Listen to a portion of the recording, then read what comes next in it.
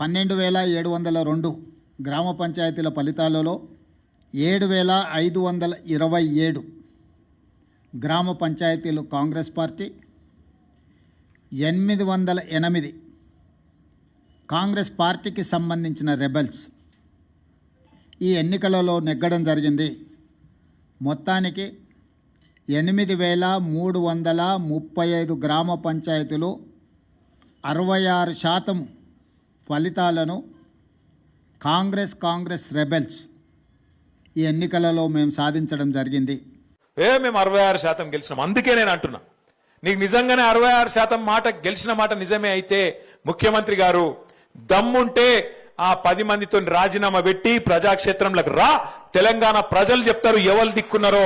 రైతులను, తెలంగాణలోని బీసీలను, తెలంగాణలోని ఎస్సీ ఎస్టీలను, తెలంగాణలోని మహిళలను మోసం చేసినందుకే ఇలా గ్రామ పంచాయతీ ఎన్నికల్లో కూడా నీకు కర్రుగాల్చి వాత పెట్టింది.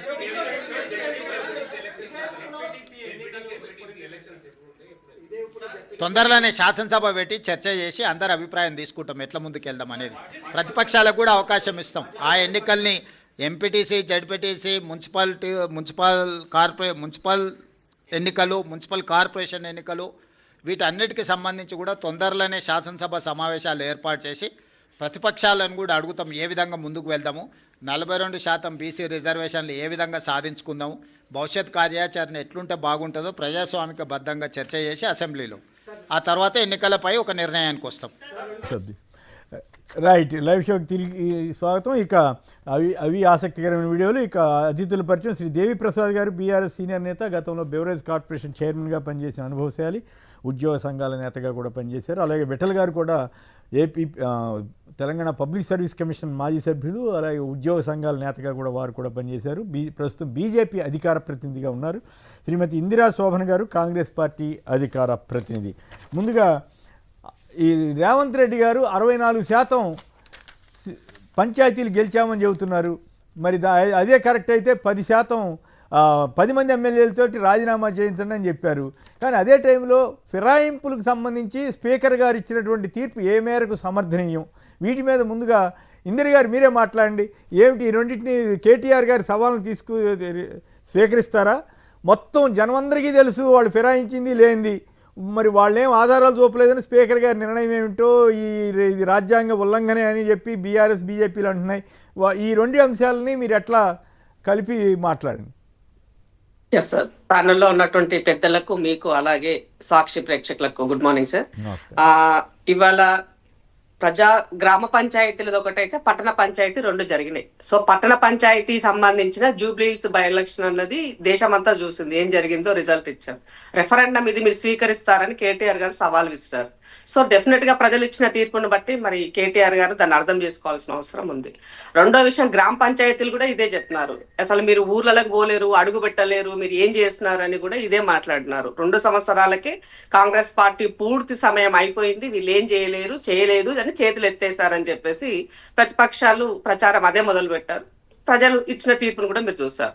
సో 85% పోలింగ్ జరిగితే 66% కాంగ్రెస్ పార్టీ ఇక్కడ తనంటే మద్దతుదారులని గెలిపించుకోగలిగింది అన్నది వాస్తవం. సో గ్రామ స్థాయిలో, క్షేత్రస్థాయిలో జరిగినటువంటి రిజల్ట్ ని, పట్టణ స్థాయిలో జరిగినటువంటి రిజల్ట్ ని చూశారు. ఇంకా మీరు ఇచ్చే సవాళ్ళకి ఇక మరి ఆయన అర్థం చేసుకోవాలా. కేటీఆర్ యొక్క హయాంలో వర్కింగ్ ప్రెసిడెంట్ గా ఆయన చేసినటువంటి బై ఎలక్షన్ 2 ఓడిపోయినాయి. గ్రామ పంచాయతీ రిజల్ట్ అంతంతగానే వచ్చింది. మరి దీన్ని బట్టి చూస్తే ఎవరు రాజీనామా చేయాలో అర్థమైపోయింది అనుకుంటున్నాను కేటీఆర్ గారికి. కాబట్టి మాకు కొంత విచక్షణ ఉన్నది కాబట్టి మరి ఆయనంత అధ్వానంగా మాట్లాడే పరిస్థితుల్లో నేను కనబడతలే. ఎందుకనంటే కేటీఆర్ గారికి నిజంగా చిత్తశుద్ధి ఉంటే 10 మందిని రిజైన్ చేసి చేయమని చెప్పంటే, రిజైన్ చేయకుండానే మీ పార్టీకి సంబంధించినటువంటి వ్యక్తి చనిపోతే జూబ్లీహిల్స్ రిజల్ట్ చెప్పేసింది కదా, ఇంకేం కావాలి దానికి సంబంధించి. సో ఇక స్పీకర్ గారికి సంబంధించి మీరు కోర్టుకు పోయినప్పుడు మరి గత 10 సంవత్సరాలలో గల్లీ నుంచి ఢిల్లీ దాకా మీరు ఉన్నటువంటి లీడర్లను మీ పార్టీలో చేర్చుకున్నప్పుడు కాంగ్రెస్ పార్టీని విలీనమైపోతుందని, టీడీపీ పార్టీ విలీనమైపోతుందని, సిపిఐ విలీనమైపోతుందని ఇవన్నీ రకరకాల చేసి మీరు 10 సంవత్సరాల కాలం గడిపినారు కదా. మరి ఇవాళ కొత్తగా కొద్ది కూని రాగాలు ఎందుకు తీస్తున్నారని అడుగుతున్నాను. సో స్పీకర్ సంబంధించిన అంటే నిర్ణయాలపైన వాళ్ళు చేసిన కోర్టు తప్పే గైడ్ ఇచ్చింది. వాళ్ళు చేసిన తప్పే మీరు చేస్తున్నారని ఒప్పుకున్నట్లేగా. నో సార్, నేను ఒక మాట చెప్తా. ఇప్పుడు మీరు కోర్టుకు వెళ్ళారు, కోర్టుకు వెళ్ళిన తర్వాత కోర్టు కూడా విచక్షణంగా స్పీకర్ కి సంబంధించిన పరిధిలోని అంశాన్ని స్పీకర్ తేల్చుకోమని చెప్పింది. సో స్పీకర్ తనకున్నటువంటి అధికారుల నేపథ్యంలో స్పీకర్ జడ్జిమెంట్ ఆయన ఒక బులెటిన్ రిలీజ్ చేస్తున్నారు. చేసిన దాన్ని బట్టి ఇప్పుడు పార్టీకి ఏం సంబంధం అయితే సార్, పార్టీకి సంబంధించినటువంటి విషయం అట్లా కాదు, కాదు, ప్రభుత్వం రైట్. సంబంధించిన పార్టీ విషయం కాదు సంబంధం ఉన్నా కదా. లేకపోయినా ఒక వ్యక్తిగా మీకు తెలుసు, రేవంత్ గారికి తెలుసు, కేటీఆర్ గారికి తెలుసు, స్పీకర్ గారికి కూడా తెలుసు, న్యాయ వ్యవస్థకి తెలుసు, అందరికీ తెలుసు. కానీ ఏదో స్వామి చెప్పినట్లు రొయ్యల బుట్ట మాయమైపోయి అందరూ శ్రీ వైష్ణవులే రొయ్యల బుట్ట మాయమైనట్లుగా ఎవరికి గజం మిథ్య పలాయనం మిథ్య అంటారు. అట్లా అది ఇక్కడ ఫిరాయింపులే కనపడలేదా? ఆశ్చర్యం అనిపిస్తుంది. అట్లా మాబోటి ప్రజలకి ఈ పార్టీ ఆ పార్టీ అని అట్లా మాబోటి ప్రజలకి మీరు ఇచ్చే సందేశం ఇదేనా మిమ్మల్ని మీ ఆదర్శంగా తీసుకోవాలా? అంటే మీరు ఎప్పుడు ఇట్లాగే అయిపోతారని, మీ రాజకీయ పార్టీలను ఇట్లాగే ఉంటాయని మేము అనుకోవాలా? సార్ ఏ పార్టీ కూడా వీటికి అతీతంగా సార్, మనం దాని గురించి చర్చకి వెళ్ళాలంటే పెద్ద చర్చకి వెళ్ళాలి. బట్ పొలిటికల్ లైన్ లో టెక్నికల్ గా కొన్ని అంశాలు ఎత్తినప్పుడు మాత్రము డెఫినెట్ గా ఉన్న వాటి గురించి మనం మాట్లాడుకోవాల్సిన అవసరం అయితే ఏర్పడింది. ఇవాళ కేంద్రంలో బీజేపీ అధికారంలో ఉంది సార్. 10 సంవత్సరాల్లో ఉన్నప్పుడు ఈ రాష్ట్రంలో జరిగిన విషయాల పట్ల వాళ్ళకి సోయి లేకుండానే అడుగుతున్నాను. పార్టీ ఫిరాయింపుల చట్టం తెచ్చింది కాంగ్రెస్ పార్టీ, మరి ఫిరాయింపుల చట్టాన్ని ఎందుకు అమలు చేస్తలేదని అడుగుతున్నా. మేము వెంకయ్య నాయుడు చెప్తున్నారు కదా, ఆయన ఉపరాష్ట్రపతి గారు నాటి చెప్పినారు, ఎవరైనా ఇలా ఫిరాయించినట్లయితే ఇమీడియట్ గా సభ్యత్వం రద్దు అయిపోవాలని చెప్పినారు. మరి ఎందుకు అమలు చేస్తలేరు? మీ పార్టీకి సంబంధించినటువంటి మీకు లాయల్ గా ఉన్నటువంటి వ్యక్తి చెప్పిన ముచ్చటే కదా అది.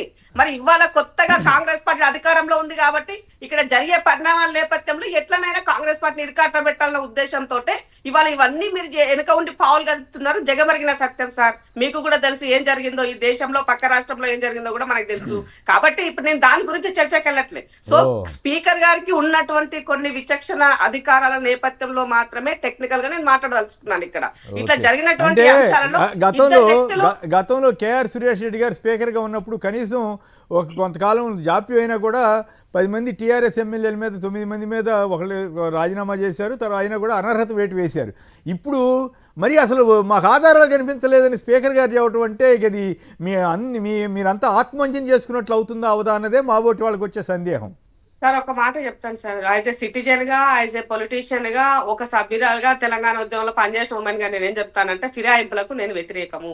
కానీ ఇక్కడ జరిగినటువంటి నేపథ్యంలో ఈ ప్రభుత్వం పడిపోతుందని ఉన్న రాష్ట్ర ప్రతిపక్షము ఏమంటారు దేశంలో అధికారంలో ఉన్న పార్టీ ఇద్దరు కలిసి కుట్రలు బండి చేస్తూ ఉన్నప్పుడు మరి ప్రజలు ఇచ్చిన ఓటుని, ప్రజలు ఇచ్చిన దాన్ని కాపాడుకోవాల్సిన బాధ్యత పార్టీకి ఉంటది కదా సార్. ఉన్నప్పుడు ఏం చేస్తారు?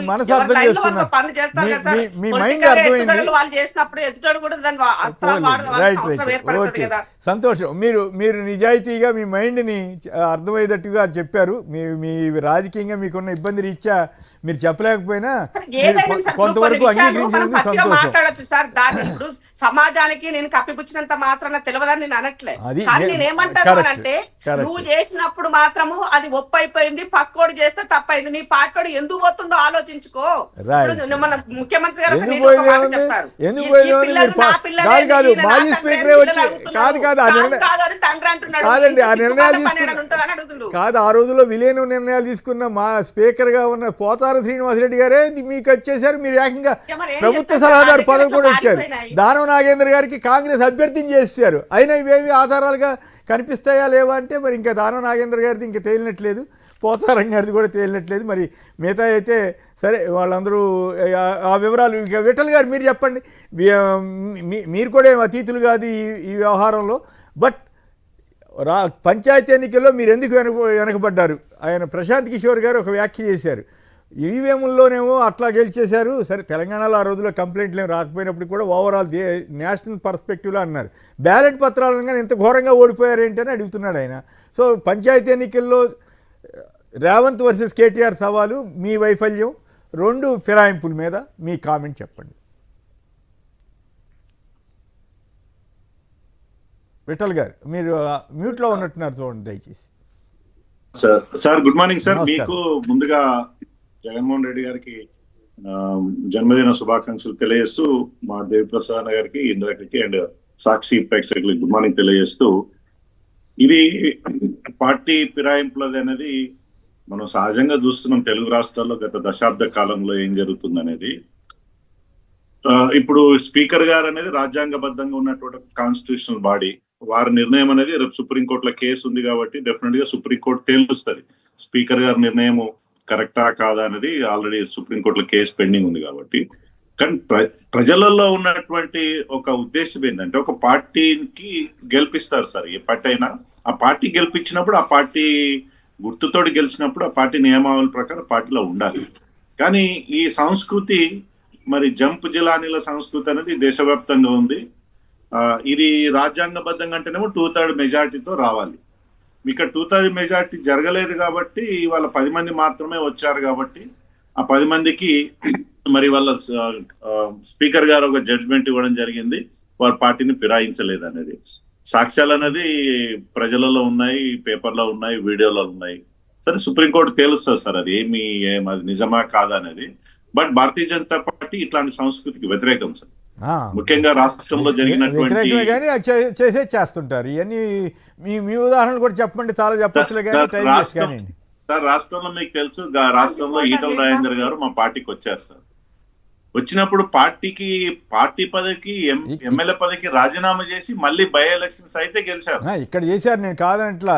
అదే విధంగా రాజగోపాల్ రెడ్డి సార్ కాదు ఒక్క నిమిషం ఈ రెండు చేసిన మాట నిజం, నేను దాన్ని కాదంట్లా, కరెక్టే. మీ మిత్రుడిగా ఉన్న చంద్రబాబు గారు 23 మంది ఎమ్మెల్యేలని టీడీపీలో వైసీపీ ఎమ్మెల్యేని చేర్చుకుంటే మీరు సపోర్ట్ చేశారు తప్ప ఆయన ఏమి విమర్శ కూడా ఒక ఇదే తప్పు అని కూడా అనలేదు. అదొక ఆస్పెక్టు. 4 టీడీపీ ఎంపీలని విలీనం చేసేసుకున్నామన్నారు. అదే పని కేసీఆర్ గారి గవర్నమెంట్లో పోచారం గారు కూడా చెప్పారు. సో ఇప్పుడు అది తప్పని అనలేరు, ఇది తప్పని అనలేదు. తర్వాత శరద్ యాదవ్ ఏదో పార్టీ సమావేశంలో కనిపించాడని చెప్పి ఆయన మీద అతి వేగంగా అనర్హత వేటు వేశారు వెంకయ్యనాయుడు గారు. మరి ఆయనే విలీనం కూడా చేసుకున్నాడు 4 ఎంపీలని. సో ఈ రకంగా డబుల్ స్టాండర్డ్స్. అరుణాచల్ ప్రదేశ్లో మొత్తం వేరే ప్రాంతీయ పార్టీని మొత్తాన్ని మీలో కలిపేసుకున్నారు. సో ఇట్లాంటి మీరేం అతీతులుగా లేరు. లేదంటే బలవంతంగా కొంతమందితో రాజీనామా చేయించి ప్రభుత్వాలను పడగొట్టారు. ఏ రాయి అయితే పడగొట్టుకోవడానికి. కానీ ఇప్పుడు రాజ్యాంగబద్ధంగా పార్టీ ఫిరాయింపులు జరిగితే కోర్టు కూడా ఎవరు ప్రశ్నించారు, ప్రజలు కూడా దాన్ని పట్టించుకోరు సార్. రాజ్యాంగబద్ధం అంటే 2/3 మెజారిటీ. మీరు ఇంతకుముందు చెప్పిన తెలుగుదేశం పార్టీకి సంబంధించిన 4 రాజ్యసభ సభ్యులు వచ్చేసి పార్టీలో చేరారు. అది రాజ్యాంగబద్ధంగా రాజ్యాంగంలో ఎక్కడ లేదు. శాసనసభ పక్షాలు విలీనం అవటం అనేది ఏమి లేదు. ఉదాహరణకి ప్రజారాజ్యం పార్టీ ఆ రోజుల్లో విలీనం చేయడానికి శాసనసభ తీర్మానం, పార్టీ తీర్మానం, జిల్లా కమిటీల తీర్మానం, ఇంత కథ ఉంటుంది. ఇవేమి లేకుండా కేసీఆర్ గారు అడ్డగోలుగాని చేశారు, మోడీ గారు కూడా అడ్డగోలుగాని చేసుకున్నారు. ఇవన్నీ చెప్పుకుంటే సిగ్గుచేటు. కానీ సార్ నేను అదే చెప్తున్నా, ఇది దేశవ్యాప్తంగా చర్చ జరగాలి. మళ్ళీ యాంటీ డిఫెక్షన్ బిల్లు పైన రాజ్యాంగబద్ధం ఎవరొక్కరు పోయినా 2/3 కూడా ఒక నిబంధన తీసేసి ఎవరొక్కరు పార్టీ వాజ్పేయి గవర్నమెంట్ లో ఆ సవరణ వచ్చినట్టు గుర్తు, కానీ మరి ఎవరు దాన్ని రిఫర్ చేయట్లేదు. అదే ఇప్పుడు దేశవ్యాప్తంగా చర్చ జరిగి పార్లమెంట్ వేదికగా ఒక్కరు పోయినా పార్టీ ఫిరాయించిన వెంటనే అనర్థ వేటు రావస్తే అప్పుడు భయపడతారు. నిజంగా ప్రజాస్వామ్యానికి గౌరవం ఉంటుంది, విలువ ఉంటుంది. కానీ వాళ్ళ దేశవ్యాప్తంగా చెప్తూ రాజ్యాంగబద్ధ చర్చ జరగాలి, పార్లమెంట్ చర్చ, రాజకీయ పార్టీలు దీన్ని డిమాండ్ చేస్తాయని నేను అనుకోవట్లేదు. రైట్.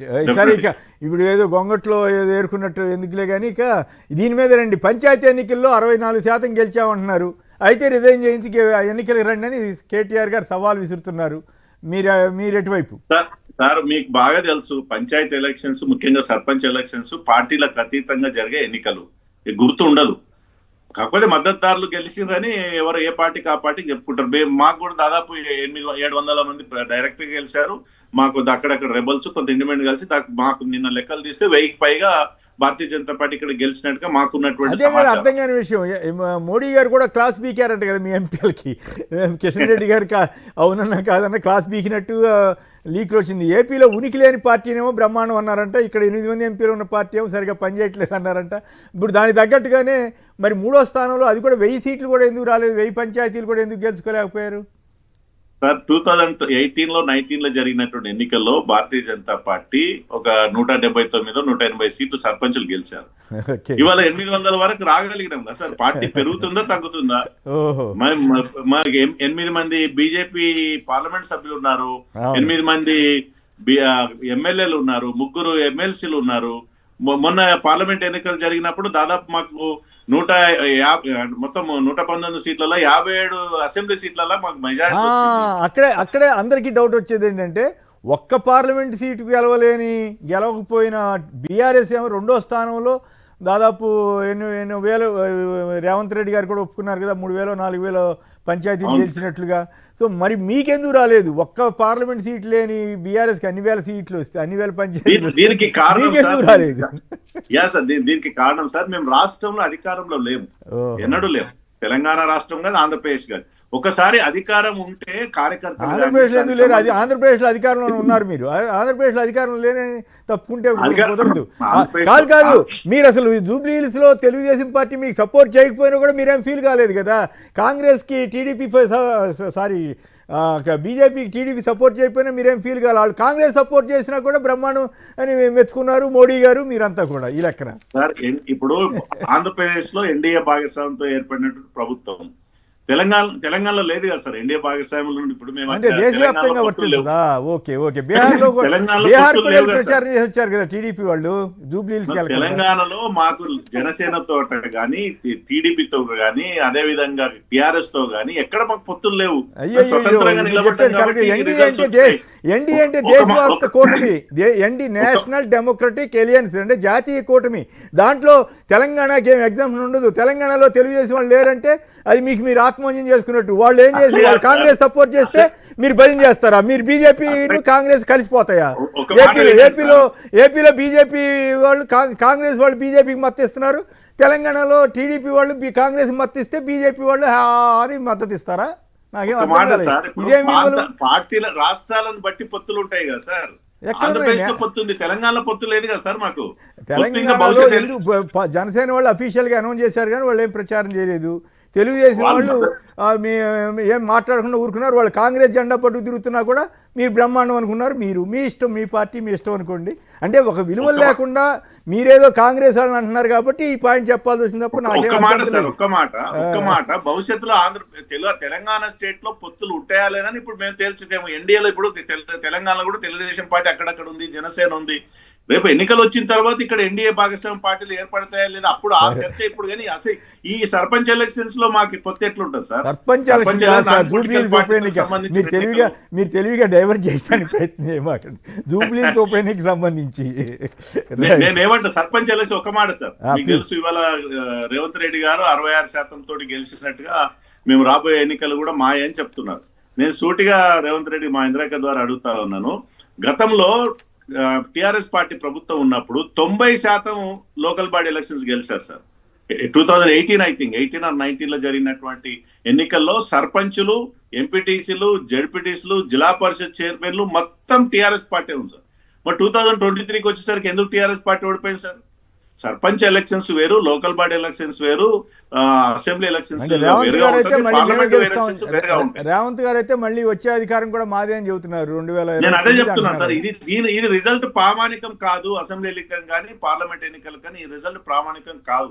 ఎందుకంటే స్థానిక పరిస్థితులను బట్టి, అక్కడ ఉన్నటువంటి వ్యక్తిత్వాలను బట్టి, వ్యక్తి యొక్క ప్రతిష్టను బట్టి ఎన్నికలు జరుగుతాయి. సాధారణంగా అధికార పార్టీకి సానుకూలమైన వాతావరణం ఉంటుంది. ఎందుకంటే ఇంకా 3 సంవత్సరాలు కాంగ్రెస్ పార్టీ అధికారంలోకి ఉంటుంది. కాంగ్రెస్ పార్టీ కాదని ఇంకో సర్పంచ్ని గెలిపించుకుంటే గ్రామంలో అభివృద్ధి ఉండదనే ఉద్దేశంతో సహజంగా ఒక సానుకూలమైన వాతావరణం ఉంటుంది. ఆ సానుకూల వాతావరణంతో వాళ్ళు 66% గెలవగలిగారు. అది జరుగుతూ ఉంటుంది సార్ అధికారంలో ఉన్నప్పుడు. రైట్. రవీంద్ర గారు నల్గొండ నుంచి. రవీంద్ర గారు నమస్కారం, మాట్లాడండి. ఏమిటి 64% మేము గెలిచామంటే కేటీఆర్ గారు 10 మంది ఎమ్మెల్యేలతో రాజీనామా చేయండి అని సవాల్ విసురుతున్నారు. ఎవరు కరెక్ట్, ఎవరు కాదు, ఎవరు ఈ సవాల్కి అవకాశం ఉంటుంది?